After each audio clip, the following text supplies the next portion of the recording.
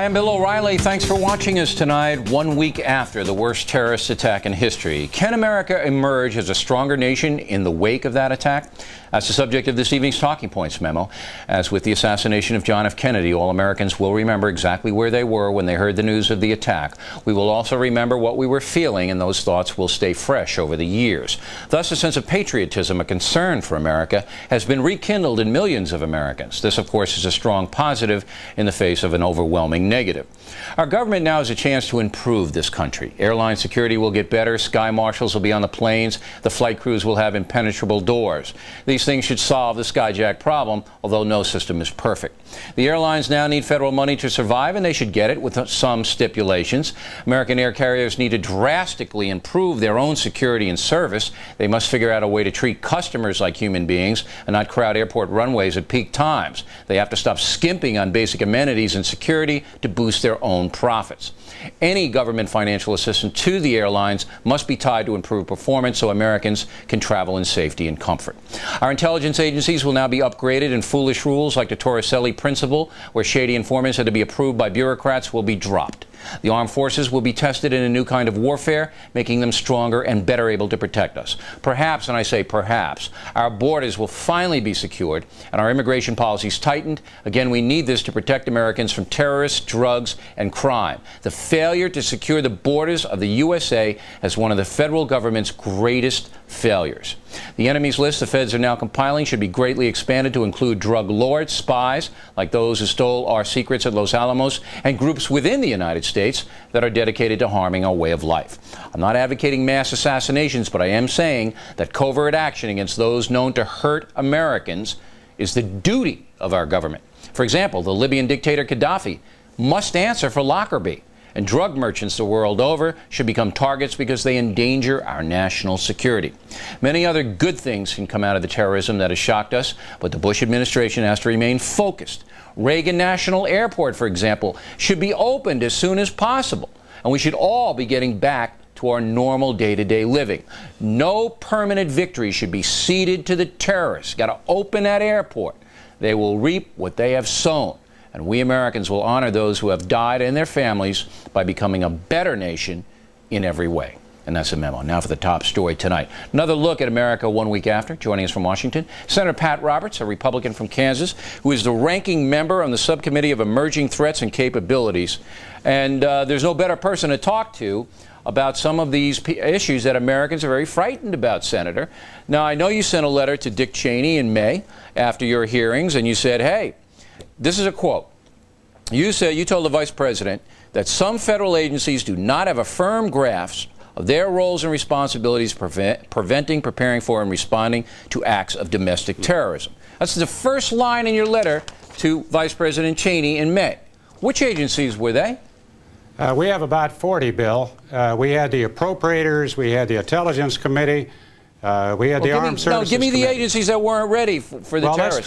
Let's try 46 agencies that came, and when we had our hearings, we asked them who's in charge, what's your mission, and what do you do?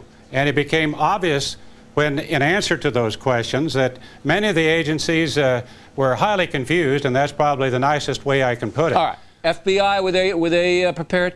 The FBI is prepared. Okay. CIA? CIA is prepared, but I want to say in terms of our intelligence, analytical ability, leaves much to be desired. All right, what about this Torricelli principle that I just heard about this week, and then the American people just heard about? We had Senator Torricelli on last night. That's insane. You guys sat on that for years. Well, I think the Intelligence Committee, when we come up with our authorization bill, will have a package requested by those who have been talking about this for many years, those of us on the Emerging Threats Subcommittee. I think that'll be part of the package as well. Oh, it has to be now. But you see, what people are worried about, and we're not pointing fingers here, Senator, we're really not.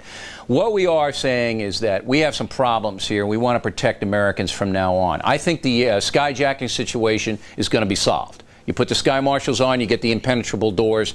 El Al has been able to handle it. We can handle it. But how about those borders, Senator? Those borders, you got millions of people coming across there. We don't know who they are. We don't know what they're doing. I think the administration is going to come with almost every plan that you mentioned in your opening comments.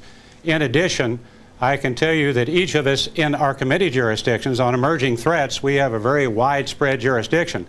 but we have intelligence, we have drugs, we have terrorism, all of that. We're going to come with our suggestions that we've been holding hearings on for 3 years. You going to put the military on the border? I don't know if we'll put the military on the border, but we're going to have a brand new look at the immigration policy. The reason, really, I asked to come on your program is a lot of people enjoy your comments. You're known in Dodge City, Kansas, where I'm from, and all over the country as something as a straight shooter. Maybe to be more accurate, a little blunt. And you indicated more than a little. You indicated at that time that said, well, you know, Congress hasn't done anything. Or maybe that's my recollection. I'll have to search my recollection. And I said, Bill, that's not true. The Emerging Threats Subcommittee, I said it to the television set, not to you. I said the Emerging Threats Subcommittee was formed 3 years ago. 3 years ago, we've had hearing after hearing after hearing trying to warn the American people that the oceans no longer protect us. Okay, but that's the and problem, all of those experts that came before us said it wasn't a matter of if, but when. When. Now we have the tragedy. Now we have the support of the American people. And now we're getting down to the most important issue. That you just defined the problem. When I didn't say Congress isn't doing anything, I said they weren't effective. And here's the problem. The terrorists beat you. They beat you to the World Trade Center and the Pentagon. You can have your meetings, you can have your suggestions, and you're right. This letter to Vice President Cheney is right. But the fact of the matter is that our government is so top-heavy with bureaucrats and political correctness and politics that we have a very hard time getting things done, while the terrorists don't. They put a plan, they execute the plan, they kill people. And we're having meetings, Senator, while they're going flying airplanes into buildings. There's the problem. No, we're not just having meetings, Bill. We're having hearings and we're doing things. We're increasing funding for human intelligence, increasing funding for signal intelligence, demanding, and I'm talking about demanding in terms of hearing. We still have an investigation on the USS Cole. We will have continuing hearings and investigations on how the analytical part of our intelligence failed us. I don't think you'd want to put the responsibility to every member of Congress. No, I wouldn't. But I am going to tell you, and I believe you know I'm right here. You're still having hearings on the Cole. How long ago was that? Well, we have a lot to go on the Cole because we think the Inspector General's investigation was not good enough. That report will come out. Oh, I know, but that's the problem. See, the terrorists don't have the bureaucracy that you have. And Americans need... Right. See, now you're going to get it done. Because of 5,000 dead people, you're going to get whatever you want done. But before this, Senator, when we needed tightened security and better border patrols and more stringent INS regulations, what we were doing was chatting, talking, issuing reports, not doing anything. Let me just read to you 2 paragraphs, which I told you I was going to do, so bear with me. This is the first remarks made at the first meeting of the Emerging Threats Subcommittee. The terrorist threat to our citizens, both to military personnel and civilians at home abroad, is real and growing. The proliferation of weapons of mass destruction and individual acts of terrorism have dramatically raised the stakes and increased the potential of massive casualties in the event of a terrorist attack. We go on to talk about Osama bin Laden. I could make this speech tomorrow. Now, the fact that we had hearing after hearing, and we increased a lot of funding, we did a lot of changes at the Department of Defense, because that's our jurisdiction, and that the Intelligence Committee had hearings, Armed Services Committee had hearings, and pressed for action, that was good news. Now we have to do a whole lot more. Look. One of the reasons that this did not occur is that for some reason, in Kansas and in the American people and on the news media, Bill, nobody really realized or took seriously that we were at war. Okay, we that's were true. at war, and that's that true. woke up America. There wasn't any kind of, from the news media, and I'll take the rap for that. There wasn't any kind of, we have to do it now. But we don't run this country, Senator. You guys do. I understand. And I'm just saying that they beat you. They beat you this time. Well, now, we're going to win in the long run. But we got to cut through the BS in Washington, cut through the bureaucracy. Everything you said I agree with, but this isn't. But this isn't a you. This is a us, and we will win this. And when I say us, this is an international effort as well to defeat international mafia terrorism. That's the test. All right. Well, I think we all learned a great lesson. I think, and we're not impugning your motives. Your motives were perfect, and they were right. And you just read something that was written 2 years ago.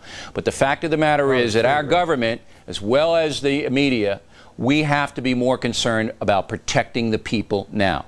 And that's what we have to do. I agree with every Fewer comment meetings, that you more made. action. Fewer meetings, more action. Hey, Senator, you're welcome anytime on A Factor. Thanks very much. Hey, okay, thanks, Bill. Coming next, those who price gouged after the attack. We will name names when we come back.